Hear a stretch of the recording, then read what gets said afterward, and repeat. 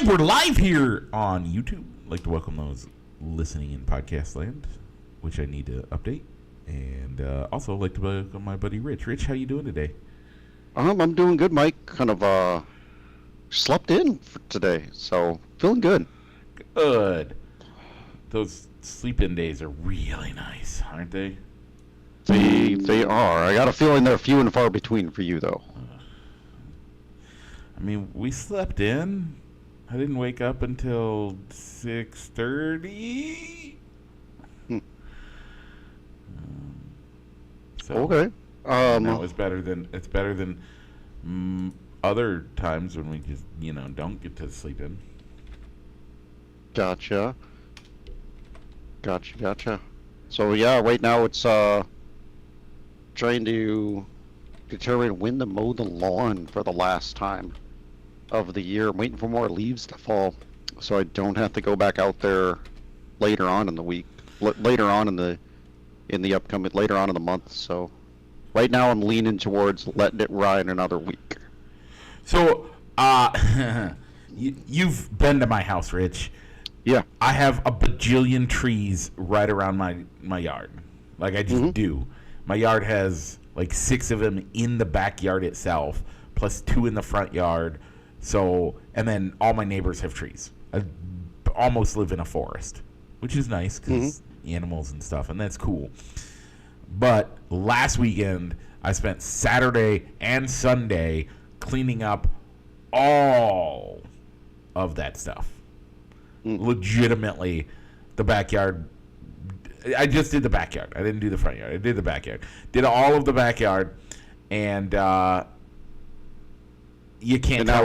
Now a week later, it looks like you didn't do anything. Yep. And there's still half the leaves are up there.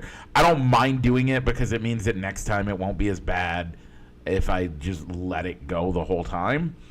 But man, it's been rough. So and that's what I'm trying to avoid, is having to go back out there again with the lawnmower and clear it all out because I bag my yard clippings, so I'm just trying to avoid. You have a bagger? Yeah, I have a bagger. I don't. I've always bagged. I've always bagged. I mean, I bag it so that, and then they didn't even take them this week. They didn't even take them. Like, come on now, Esterville, you're better than that. All right. So besides the frustrations with the lawn, how are things been going, Mike? That you want to talk about? Things are good. I got Friday off this week. It was great. I did some math and realized that I need to just start taking random days off because I do extra. There's an extra thing that got added to me this year that meant I could use flex time, which is great. But with that flex time, I mean, I barely use vacation as it is. So when am I going to have time to use flex time? So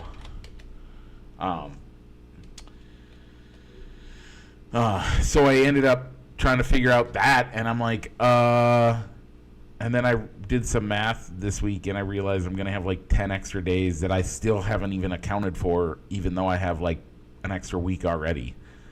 So gonna end up starting to take some random days, and come February, if I haven't used enough of them, I might just start working 3-day work weeks.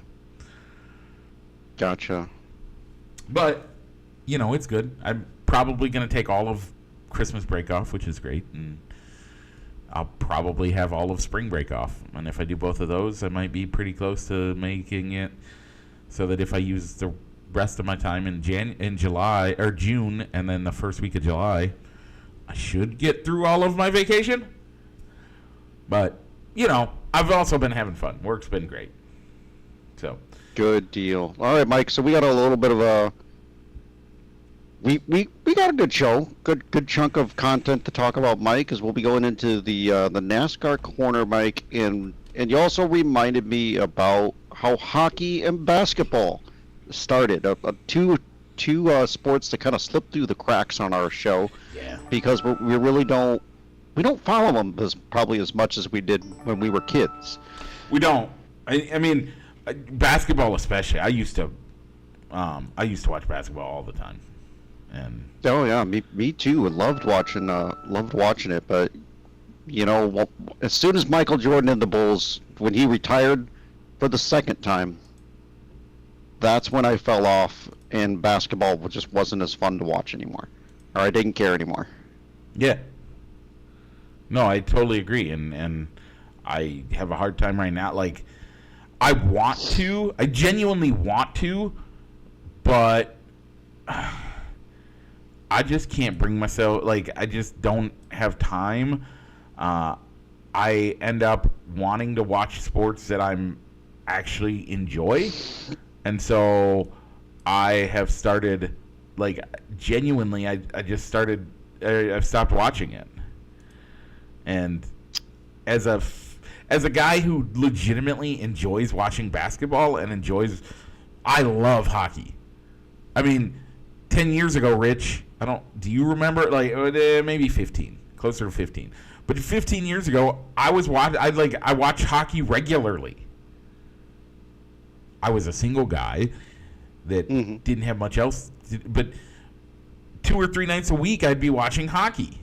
And now, if I watch hockey more than I try to watch it for the Winter Classic, and outside of that, that's really about the only time that I watch hockey too, is when they have the outdoor games, and then that's it. Basketball, I just don't watch. I don't know. I mean, I think a little bit of it has to do that both sports are heavily broadcasted on cable television. Yep. And even though we have streaming services that allow us to have cable, it's just not something we watch. There's things I want to watch a lot more. So, like, and I don't watch a lot of stuff because family stuff, and so it's hard. But with that being said, Rich, where were we? You were talking about how we're going to watch. We're doing basketball, so it's my turn, also have right? It's your turn. We also have the. I'll wrap it up. You just did all of it. We also got the NFL, and we got to talk about and wrap up the baseball season as the World Series has wrapped up. Yeah. But Mike, all that and more. But what do we got to do first, buddy? We got to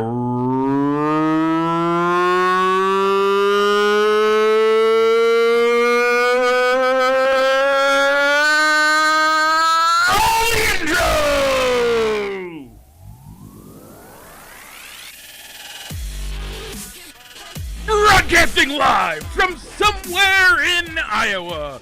This is Balls and Sticks, the podcast, with your hosts, Mike and Rich.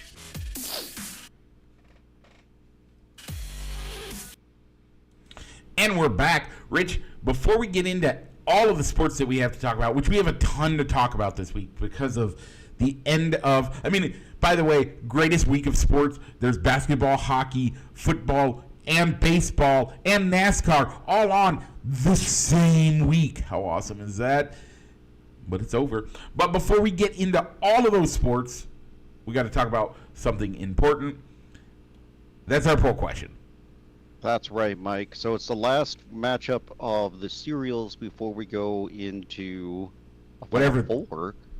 I think we're on I don't know what week we're whatever on. The next. But anyway, Mike, it was Captain Crunch with Crunch Berries versus Fruity Pebbles. Wow. Are you ready to sit back and listen to me just read names for a little while? Because we got 15 votes this week. All right, Mike. So before you read names, I voted for Crunch. I voted for Captain Crunch with Crunch Berries. Mike, what did you vote with? Obviously, Crunch Berries. Okay. Yeah. I didn't even know this was a debate. Yeah, I get that there's more that you could do other than just pour the cereal in the bowl and milk, because with Fruity Pebbles you can at least make Fruity Pebble Rice Krispie treats. But I just chose to look at this as a cereal base. Both boxes of cereal are in front of me. I can only choose one. I'm gonna go with Captain Crunch and Crunch Berries. Yeah, I'm sorry. Even that, I'm not a big fan of the Fruity Pebbles Rice Krispie treats. If I want Rice Krispie treats, I want regular Rice Krispie treats or I want Scotcheroos. Outside of that, don't bring me the rest of it. I don't need it. I'm good. Thank you. Okay. All right, Mike, give us the results. So Fruity Pebbles got 4 votes. That was Sue Hart, Tony Caudell, AJ Hendricks, and Rick Davis. Cap'n Crunch with Crunch Berries, your winner with 11 votes. Mikey Hart, Pam Hendricks, Keaton Werner, Alex Cruz, Ashley Shriepeck, Brooke Rice, Ron Lehmans, Josh Hendricks, Gail Welchman, Brandon Close, and Rich Hendricks. We'll see that one all right. on. Thank you for voting. Thank you for everybody that voted. This week's poll question, Mike. Our final matchup on the breakfast entree side, we're going to go sausage breakfast pizza and biscuits and gravy. Ooh. 2 things that technically could go together because Casey's Pizza does make a sausage breakfast pizza that uses their sausage biscuit gravy as the base. So we will leave it up to you to interpret that any way that you would like on whether your sausage breakfast pizza is being made with a cheese base or a sausage biscuit gravy base. Yeah, that one's... Ooh. I mean, I think it's easy, but... Yeah, so do I, but we'll see what the people think. All right, Mike, do you see what's coming up next? Rich, is it a left turn? It is a left turn, Mike, and what's after that? I believe it's another left turn because we're heading into the NASCAR corner. Presented as always by Triple I Sports Cards Incorporated, Moline, Illinois. Check them out for all your sports memorabilia needs on 5th Avenue in Moline or on their eBay store. Once again, that is Triple I Sports Cards Incorporated. Rich, last week we had the Straight Talk Wireless 400 at Homestead of Miami. The winner, well, I'll let you talk about that. All right, your race winner was Tyler Reddick. Tyler Reddick was my pick to win of the playoff drivers. Mike, your playoff driver, Denny Hamlin, came in 3rd. Close. Rich, I'm getting really sick of this. By the way, for non-playoff drivers, Martin Truex Jr. finished 23rd. Kyle Busch finished 31st. Neither one of them got the win that they were hoping for this year to either end their career or continue their win streak for one race a year since 20 years, I think is what he's looking at for Kyle. Anyway, so. By the way, let's get back into it. I am getting really sick of picking a top 5 driver every week of the playoffs. I'm pretty sure every week of the playoffs I've picked a top 5 driver. You can look it up. You have the ability to do that pretty quick. And it seems like every week you pick a driver that is just above it. I know that I haven't picked any, like, at least one of my picks has been top 10 every one of the playoffs. I guarantee that one. I'm not even going to, like, if you tell me I'm wrong, I will be shocked. But at least one of my drivers has been in the top 10. I think at least every race, one of my drivers has been in the top 5 since the beginning of the playoffs. At least the top 10, you have had a driver. There's only been 1 week, which was Talladega, which is a wild card. Yeah. Where you've at least had one, if not both, of the guys in the top 10. And every week, you get somebody a week that I get more points. You get somebody that much better than mine. This week, you pick the race winner, which means you get 2 points for that. I did. I had a 2-point lead at the beginning of the season, and right now you have a overall 2-point lead. But your playoffs, Rich, you're doing 11 to my 7. Mm-hmm. And most of my picks have been in the top 5 or top 10. Yeah. You're killing me. For comparison, though, you had in Atlanta, you had Kyle Busch at number 7. You had Kyle Busch at a 7. You had Ross Chastain in a fourth pick. Both of your picks for Bristol were in the top 5 at 2 and 3. You had both of your picks in the top 10 at Kansas with 8 and 5. We've already touched on Talladega. You had 2 picks in the top 10 with 5 and 7 at the Roval, a 5 and an 11 in Vegas, and then a 3 and a 23 this week. And yet You've bested me by 4 points in the playoffs. That's what happens when you pick a race winner, which has happened twice in the playoffs. If you take off your race winning points, it's a lot closer than it should be. If it is not okay, only because you brought up. So if you take away the bonus points for the win, you're at 9. It's 9-7. You've had 2 race winners. Take away 2 points. 9-7. Yeah, 9-7. But it's 11-7. It's crazy. I'm the one that gave that bonus point, and yet it's killing me. I mean, I love it. I do love it. Like, I say that I'm frustrated with it, which, it's a little annoying every week. Like, hey, I'm doing great, and then your guy ends up winning or doing something better. And it was a close race. With Miami, with Reddick going from like third to first on that last lap. Yep. And it almost seemed like we're watching it, and it almost seems like Ryan Blaney just let up and let him pass him. I don't get it. So I didn't think he was winning. I was more watching the battle of him over Hamlin, but really excited when he pulled off that win and passed Blaney on the last lap. Yeah. To get the win. So and Michael Jordan was there, which made it even more special. Yeah, and I always do like when Michael Jordan's there and they get a win, because for a while there they were saying he was the curse and making the team not win in those games or in those races that he showed up at. Okay, Rich, do you want to give the playoff standings now? Yeah, we can go with the playoff standings. Let me pull those up real quick.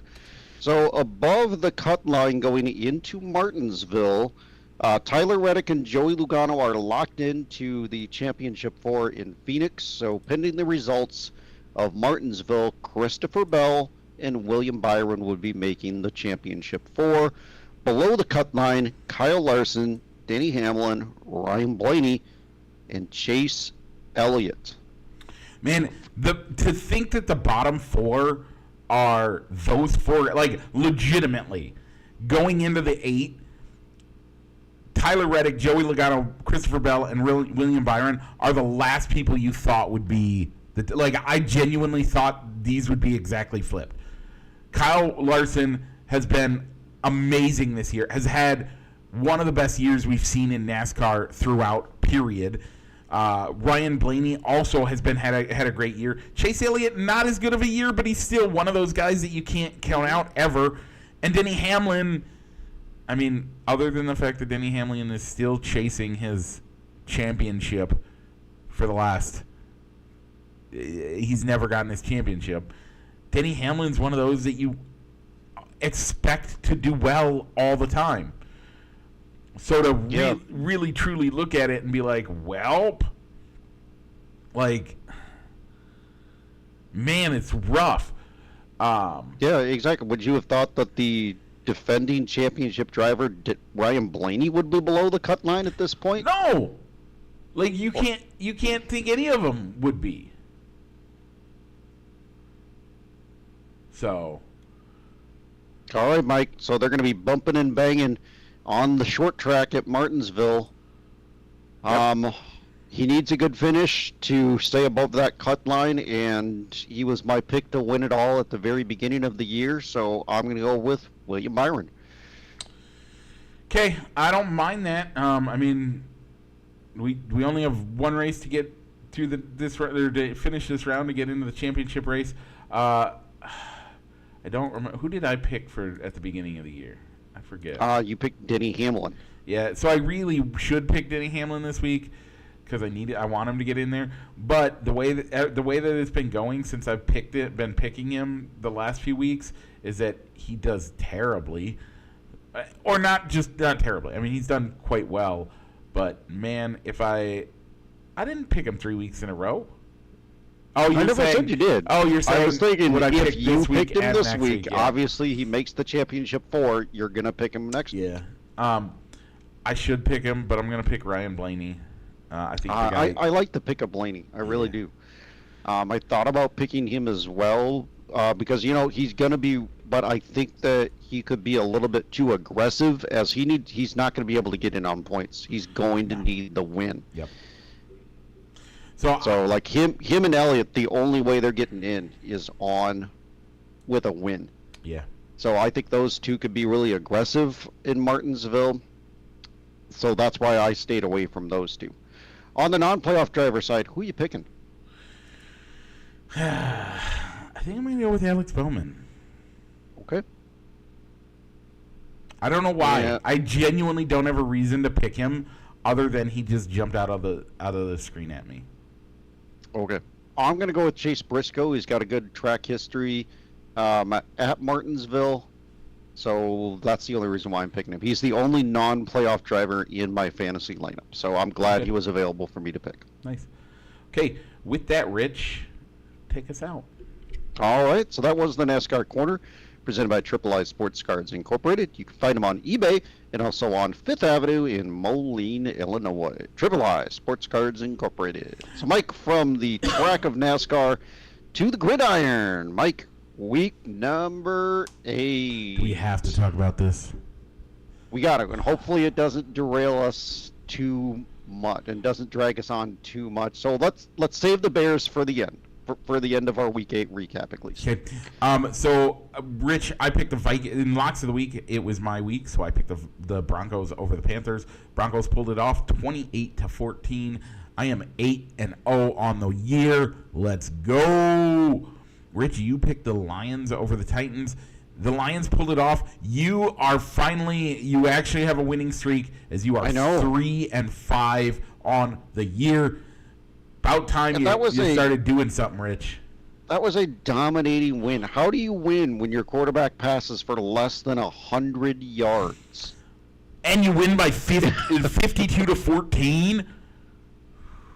Yeah. That, man, the Titans. Woo, buddy. All right. Upset special, Mike. You picked the Falcons over the Bucks. The Falcons won 31-26, bringing you up to 2-6.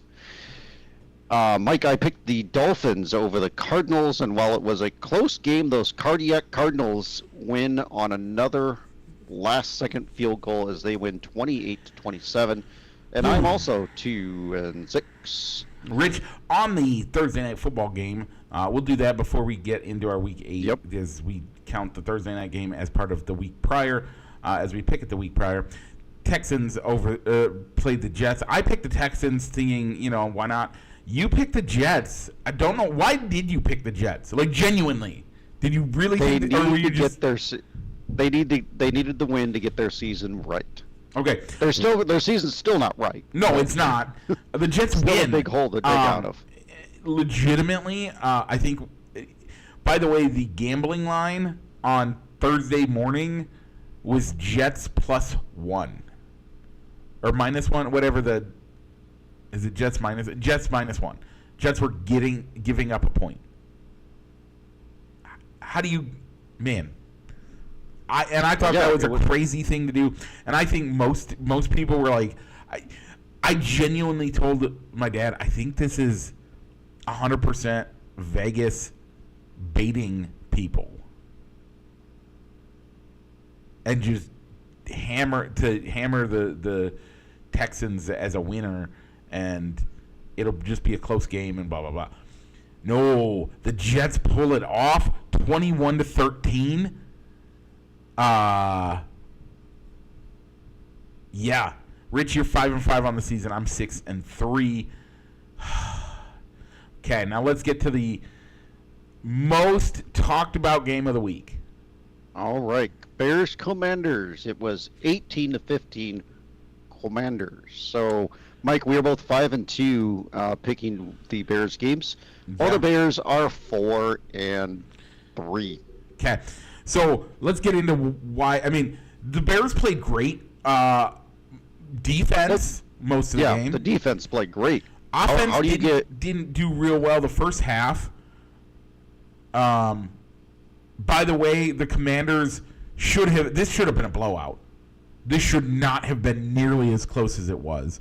As the Commanders were within the 10. They had first and goal 4 different times.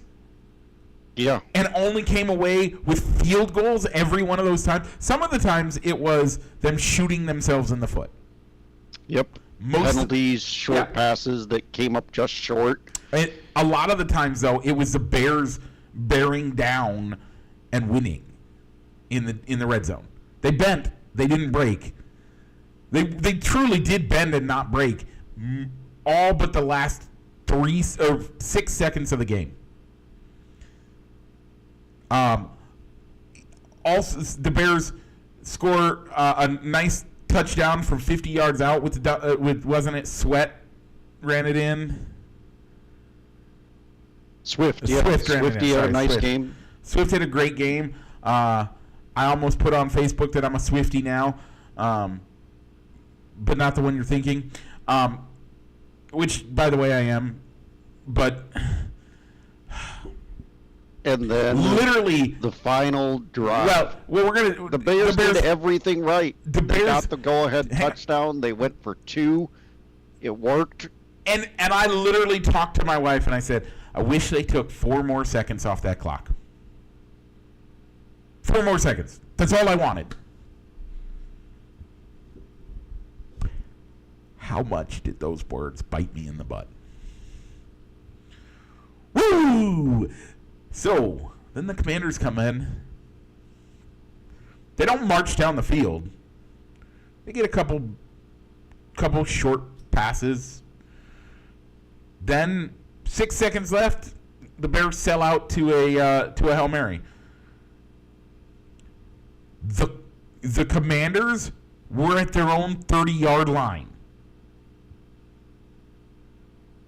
Rich, do the math with me.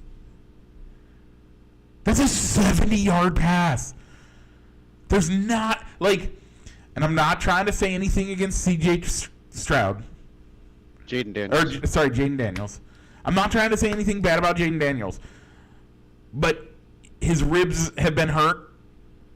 He's been in a position that he was struggling with some deep passes throughout the day. They're never going to, that 70-yard pass is not going to happen. Don't worry about the 70-yard pass. You know who said I said something about it to my wife. I don't have anything to prove it to you. But you know who does have something to prove, who can prove that they said something with 6 seconds left to go? Tom Brady. It was Tony Romo. It was on CBS. That's right. It was a CBS game. Yeah, it's a Romo. Tony Romo said they need to defend the 10 to 12 yard pass because they have to get that in order to set up for the Hail Mary. They have to. You know who else is on tape saying defend this play at the 10 to 15 yard mark? Chicago Bears own Caleb Williams. He is yelling at his guys, get up there, get up there, get up there. You can see, there is tape of it. We can find it if you want, but he's up there yelling at them to defend that play. Don't worry about that. By the way, if they defend the sideline, the game's over. If they don't, there's no timeouts. Commanders have no timeouts. You just got to keep them in bounds. I don't even put linemen out there. I put all linebackers and cornerbacks, and I just line them up for 10 to 15, from 5 yards to 15 yards on each sideline. That's all you got to do. Because if they don't get out of bounds, game over. But that's not what happened, Rich, is it? No, it wasn't. They complete the intermediate pass. They get out of bounds so they could set up a Hail Mary. Holding, by the way, holding on the offense should have been called. Never was. But that's not the problem. The Bears' problem isn't that the holding didn't get called. I mean, it is a problem, and it should have been called. But you know what? That's not the real problem in this situation. No, the real problem, the Hail Mary went into the pile, into the scrum, and Bears players. The Bears player, it got tipped backwards and right into the hands of the player behind the gaggle who catches it for the game-winning touchdown. Nobody defending that guy. But oh yeah, that guy was chirping all the way down the field to the fans. Yeah. This game's over. So, and I remember seeing there's a picture. I saw a picture on Facebook where you see the fans pointing to him. Yeah. Play. Watch the play. Yeah. By the way, I talked to high school students this week. I work at a high school. I talked to a few high school students this week about what do you do in a Hail Mary situation when you're on defense? You know what every one of them said? By the way, these are high schoolers learning fundamentals of football. What do you think the high schooler said when you're on defense? Your job is to do in the scrum on a Hail Mary. Tip forward. Well, no, it's actually bat the ball down. Down or forward? Down or forward. That's it. Ball went back. So what do you?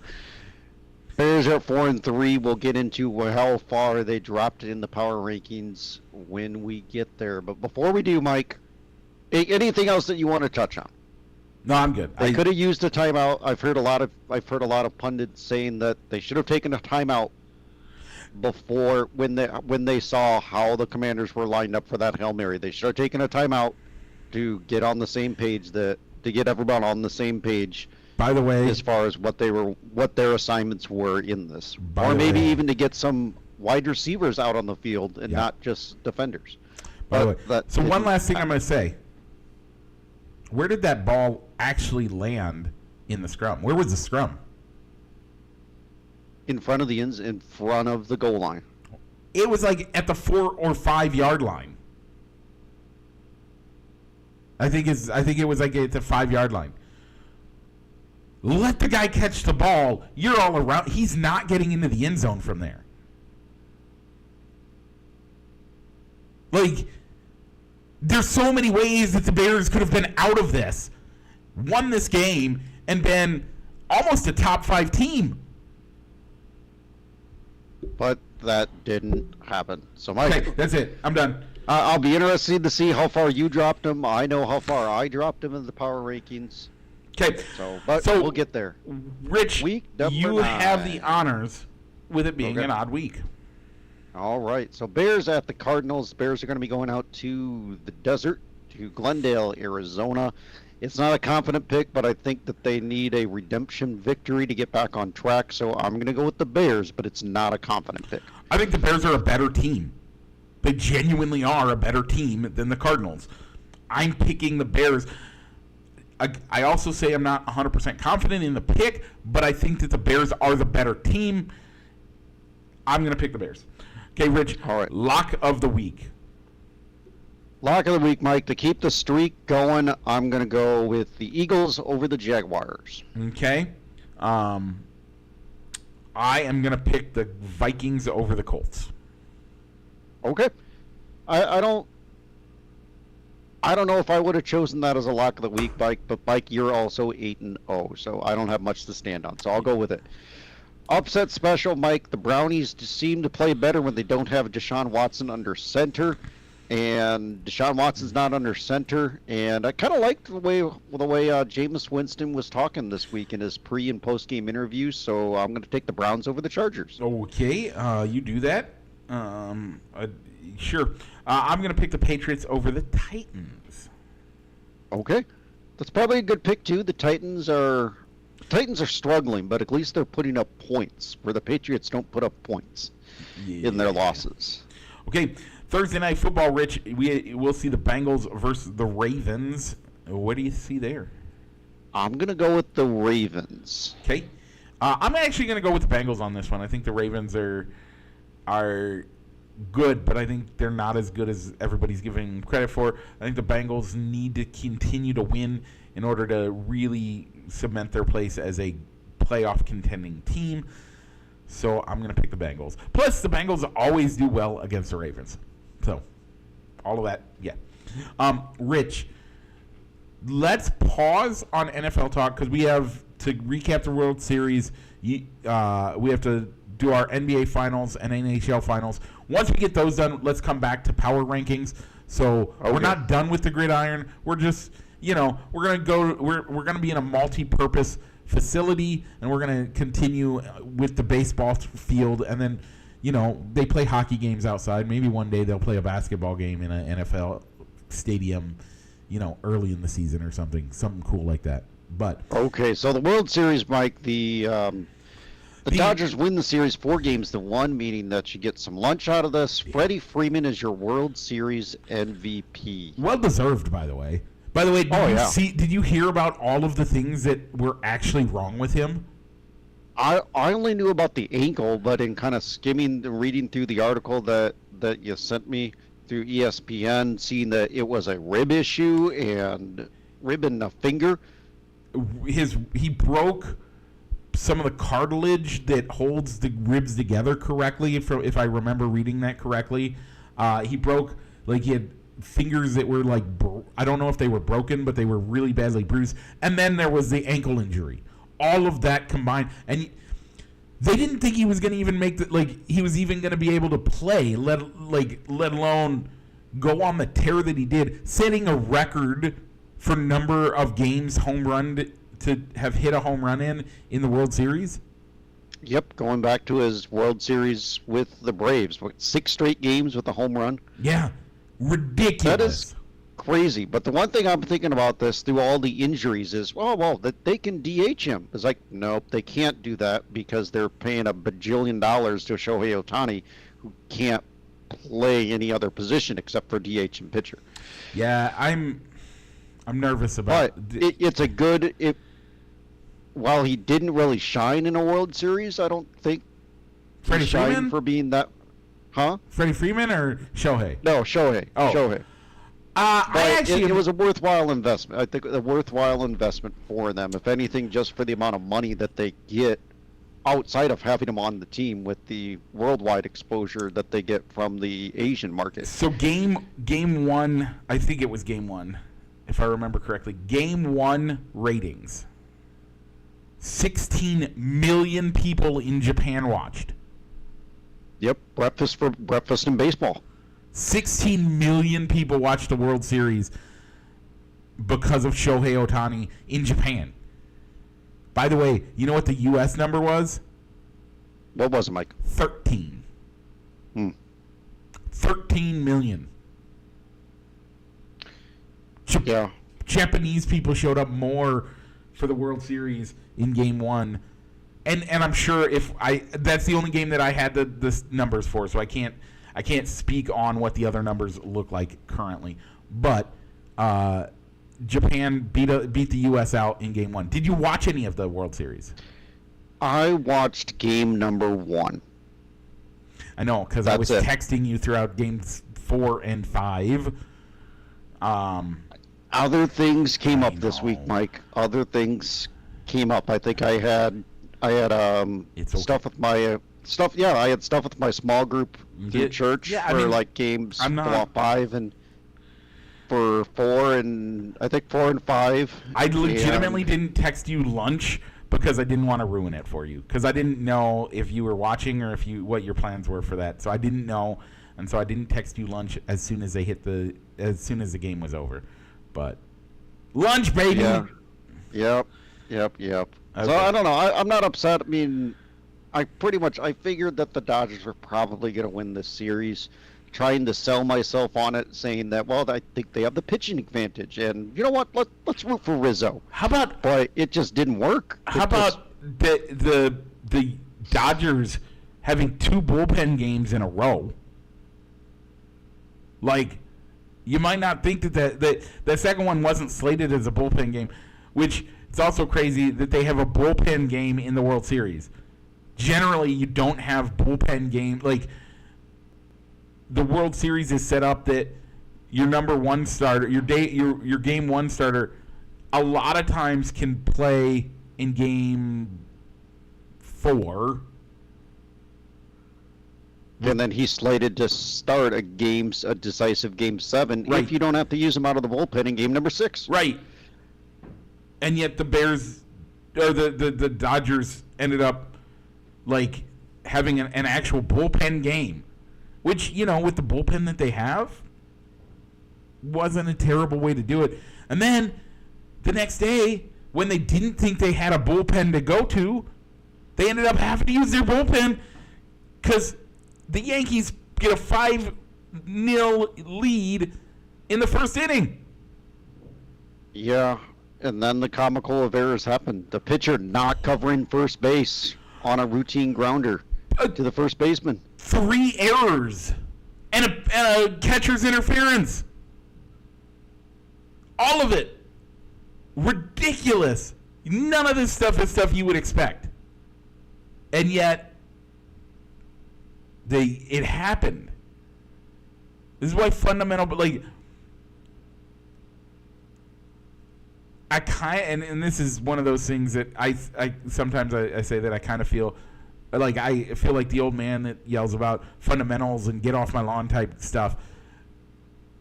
But legit, like, where were the fundamentals? Rich, fly ball's coming at you. Where are your eyes supposed to be when you're in the outfield? On the ball. On the ball. Aaron Judge takes his eyes off the ball, drops it.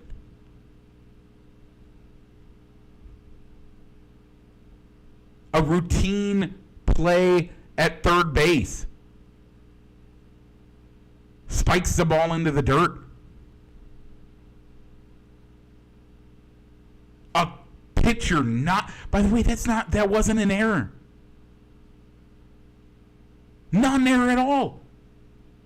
And yet, it's still one of those things where everybody's looking at how boneheaded was that move.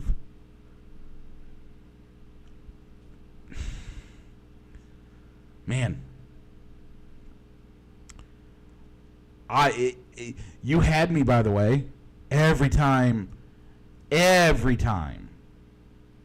Anthony Rizzo comes up to the plate, I wanted to cheer for him so bad, but I needed him to lose.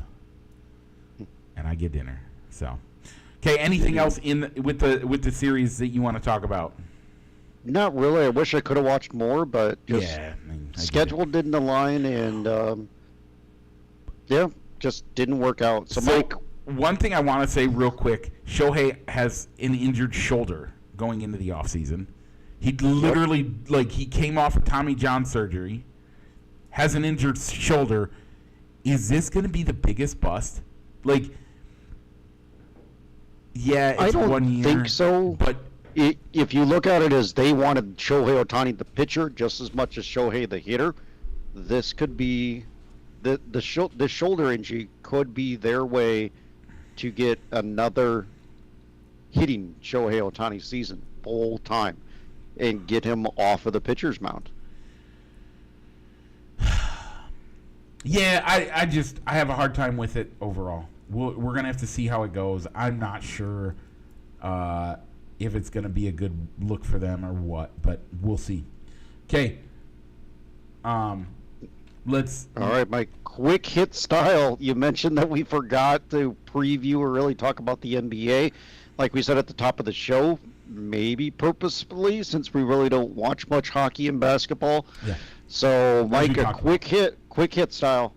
Mike, who's your pick for the NBA Finals? Because winning your division doesn't matter. It seems like less teams don't make the playoffs than do make the playoffs. Yeah. In basketball, with the amount of teams that they have in their playoff games pool. And blah blah blah. I'm gonna pick Boston over Minnesota. All right. I'm going to pick different, so we have some talking points throughout the when we preview, when we sprinkle in basketball talk, and I'm going to go with the New York Knicks over the Phoenix Suns. Okay. For the NHL Finals, Stanley Cup Finals, Rich, what's your pick? Well, Mike, I'm going to stay in the city of New York and in the borough of Manhattan, as I will go with the New York Rangers over the Wild. I like it. I don't think it's going to happen. No, it's probably not. I'm going to pick the Oilers over the Panthers. That's all we're going to do with this. It doesn't make sense for us to try to fill out the 8 when basically we're going to look at it and be like, well, we think we think exactly the same because except for like one team different. Well, and it's so hard to do the division because they have so many wild cards and expanded playoffs. It's hard to even do the NHL as well because, well, they're third in their division, but they would technically make the playoffs. Yep. So we're going to simplify it moving forward and just give you who's going to win the finals. Okay. With that, Rich, let's head into our power rankings. We still got about 15 minutes left of the show, and we don't have to do a spoiler alert this week. So, hey. We don't, because there was no Masked Singer due to World Series coverage. Right. So let's get into the power rankings. Rich, number 1. I mean, is there any doubt? Nope. Kansas City. Yeah, 100%. Number 2, I have the Detroit Lions. I do as well. Number 3, Mike, you said that eventually I would be putting the Bills over the Ravens, and this week it happened. It didn't take long for me to have to move the Ravens down. They moved way down with this loss, with their loss to the Browns. But we'll get there later. I put the Buffalo Bills at number 3. Yeah, I put the Buffalo Bills at 3. Now, at number 4, I have the Houston Texans. I do not have the Texans at number 4. At number 4, this is where I put the Minnesota Vikings. I'm sorry, you lost 2 games in 5 days. That hurts you overall in my mind. Maybe I'm crazy, but 2 games in 5 days. We talked about last week that I said specifically these guys are going to drop hard. I have them a little lower. We'll get to that in a moment. At number 5, Rich, who do you got? I hate to say it that I have them ranked this high, but I got to respect the wins, and this is where I put the Pittsburgh Steelers. So, at number 5, I have a team that just beat a really good team in the NFL. Okay, who is it? The Washington Commanders. All right. I don't have the Commanders up that high. Okay. They still made the top 10, though, but I'll get to it. At number 6, I have the Green Bay Packers. Me too, Mike. I hate having them that high. I really do, but they've earned it. All right. Number 7 is where I put the Houston Texans. Okay. I'm not mad at it, but we'll get there. Number 7, this is where I have the Vikings. Okay. You lost 2 games in 5 days. In all honesty, Mike, teams 4 through, at least the way I have them ranked, Mike, at least teams 4 through 12 all pretty much have the same record. It's just where you value where their wins are and who they lost to. Yeah, and mine is pretty close to that. Mine would be 13. But going down to 13, okay. Yeah, all the way down to 13 all right, Mike. Is where I have it. Number 8, this is where I have the Commanders. See, this is where I have the Steelers. Okay. I mean, in all fairness, the Steelers and the Commanders pretty much have wins against bottom-tier teams. They really don't have that signature victory over multiple top 10 teams. Multiple, yes, but for argument's sake, I would actually say the Redskins, the win against the Bears, as fluky as it was, is one of those poster board or corkboard signature win. Yeah, that's a good signature win there. Okay, I think it genuinely is. Yep. They did move with that win. They did move up in my rankings. I think I had them like at number 9 or 10 before the Bears game. After the Bears game, they moved up to number 8, and they could go a little bit higher. Especially with Houston losing to the lowly Jets. Yeah. To what has been a disappointing Jets team. At Number 9, Mike, is where I put the Baltimore Ravens, as they lost to a division rival, and it's not much better that they also lost to a Raiders team that's in the high 20s as well. Yeah. So this is where I have the Philadelphia Eagles. Okay. At number 10, the Atlanta Falcons. That's where I put the Falcons as well. That shocks me a little bit. Like, genuinely, not. I think you and I tend to line up a lot of things and make things fairly similar. But the fact that we hit both of them at the top 10 is a little shocking to me. So at number 11, Rich, we're gonna keep going until we get to. We're gonna do the top 15. We'll do the top 15 just because. That's fair. I think this week it deserves it. At number 11, this is where I have the Chicago Bears. Okay. I put the Bears a little bit lower. That loss, I have the Redskins at 5, so that's a really good team. So that loss doesn't hurt as much. But also, because it was such a fluky lose, I don't have it as, it doesn't hurt as much as well. That's why I have them still at 11, knocking on the door. A win this week probably can get them back into the 10, depending on how, Atlanta does and some of the other teams up there do. But really, they're number 11 is where I put the Eagles. I was tempted to get them into the top 10, but using my logic of if you have a head-to-head matchup and you're debating which one goes higher, Falcons beat the Eagles. That's why the Falcons are above the Eagles. I can understand that. At number 12, Rich, I have the Baltimore Ravens. I have them all the way down here. I know that's crazy. Okay. I put the Denver Broncos here. Okay. To me, their only good victories against those Tampa Bay Buccaneers. Other than that, they've been feeding on lower tier teams. By the way, Rich, I thought you were going to be shocked at my number 13 for the Denver Broncos, and then you have them one step higher than me. That hits. It's a 5-3 record. Yeah. I think that they're the worst 5-3 record team, but they're still 5-3. A win's a win. Yep. At number 13 is where I put the Tampa Bay Buccaneers. It isn't like they're losing to bad teams. Their losses are coming against the Broncos, the Falcons, the Ravens. Yep. I don't think that's a bad spot. And in fact, I'll tell you why in just a second, but who do you have at 14? 14 is where I put the Chicago Bears. Okay. If anything, the Buccaneers have wins against the Eagles and the Lions, teams I have ranked higher. Yep. The Bears are winning against teams that are more on the lower end of the power rankings. And I can understand that, and I'm not upset about that. I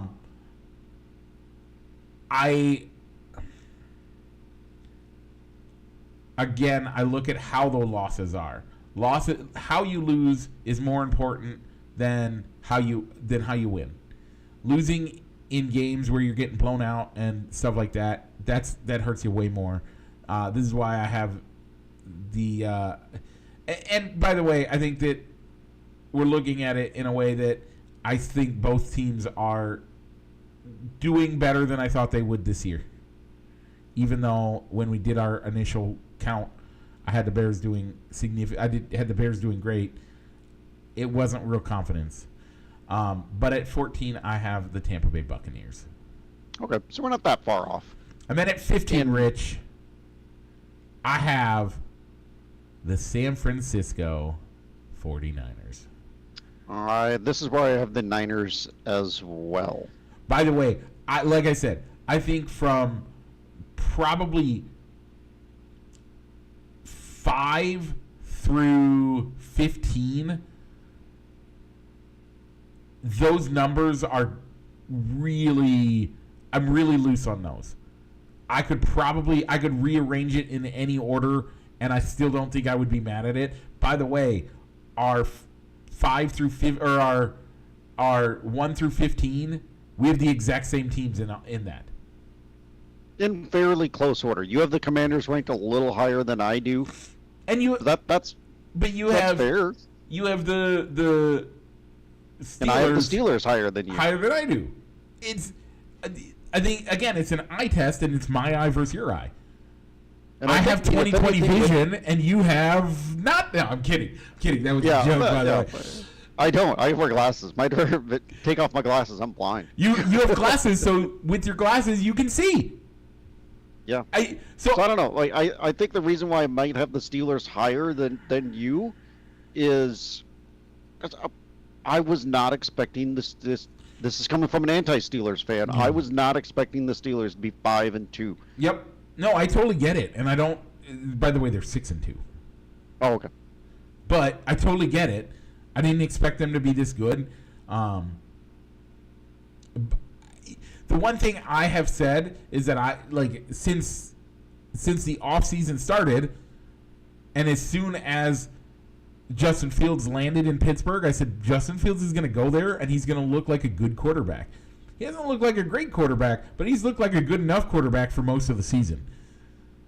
And now you have Russell Wilson under center, and he looks like a good enough quarterback. He looks like a good enough quarterback, and that's why he's starting. All right, Mike, the bottom 5. Who do you have as your worst team?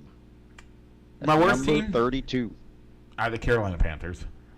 Yeah, this is where I have the Panthers as well. At 31, I have the Tennessee Titans. Me too. Number 30, Mike. This is where I put the Nolan Saints. So this is They've where they've been turned into the Aints. I agree with that. I'm not discounting that. The problem is that we'd have to go all the way up to 15, and you'd find out that we're actually not that far off on everything in here. But at 30, the Miami Dolphins lose with Tua, and Tua is a glass jar waiting to be broken. They have the same record as the New Orleans Saints. Just like you said, your record of from 5 to 15, you could rearrange those teams and you wouldn't have that big of an argument on why.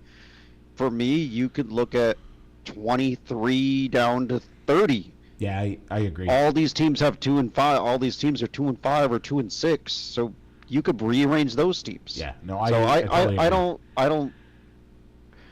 I have the Dolphins ranked at number 23, but I could see why you would put them at number 30 because they still lost and they brought back a guy that's still recovering from that many concussions. Yep. So number 29, I put the New York Football Giants. I don't mind that position actually. I really don't. I debated whether or not to put the Jacksonville Jaguars ahead of the New York Jets, but I couldn't do it. So I have the Jacksonville Jaguars at 29. Okay.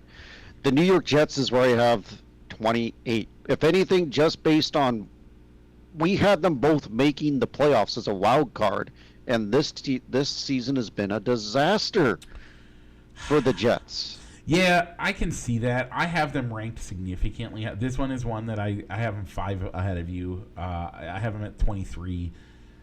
Yeah. On paper, they should be better than this. But, yeah. They'll be moving up. They will be moving up, getting a win against a top 10 team. But I did not. I can't take into account what happened on Thursday Night Football. 100%. 100% agree. So they will be higher next year. They will be higher next week. Okay. And that was 28? That was 28, so that rounded out our bottom 5. Who do you have as your... 28 is where I have the New York Football Giants. And at 27, Rich, let's all say it together, the New England Patriots. Yep, that's where I have the Pats as well. I mean, I had the Browns as the last team, as team number 32 last week. Jameis Winston rallied them. So that's where I went. So that's why they're at 26. Yeah. Okay. With that, Rich, by the way, my 26 is the Raiders, but we'll get into that later. With that, Rich, let's head over and do our quick hits as we have. I got no news right now other than get out and vote. Yep. I'm sorry. If you disagree with who I'm going to vote for, okay. Jesus loves you. By the way, if you agree with me, guess what? Jesus loves you. The fact of the matter is this election isn't going to change whether or not Jesus wins in the end. And so it's not worth arguing. Like, it's worth voting, but it's not worth losing friendships over. Let's be adults with this. That's about the only thing I'm going to say about it. I'm done with it. Okay? Yeah. I don't know if you want to add anything. Don't complain or protest about who wins. Because ultimately God puts the leaders in place. Yep. He can take them out of place too. Yep. All authority is ordained by God. Respect. Let's just respect the results no matter what happens. And pray for your leaders. In 4 years, it's going to change anyway. Pray for your leaders. Okay. With that, esports, we won Tuesday, which puts us in the top 4 for state, which means we get a direct play. We get a direct to state, which means we won't have to do a play-in game next week, or not next week, but the week after. We're going to have Esterville, Lincoln Central come over and do a scrimmage on Tuesday, and then, but we're going to go to state, and then I think we're going to have actually a college team scrimmage with us on, not next week, but the week after, just to keep the guys sharp. There is no Masked Singer to talk about, so any shout-outs this week, Rich? It was my dad's birthday on Thursday. Yeah, on Thursday, on Halloween. So, yeah. Your parents are holiday birthday people. They are. So, real quick, happy birthday, Mark, by the way. I know that, isn't it midweek that we have Veterans Day celebrations and all that? Veterans Day is midweek. It's on Monday. Yeah, it'll be on... is it a week from Monday then? It's the 11th. That's right. Okay, so we got a week. It's the 11th. And we will wish the Marines we'll wish them a happy cake or a cran cake day next week then, I suppose. Mm-hmm. Okay. With that, Rich, what's it time to do? Mike, let's go ahead and roll that outro.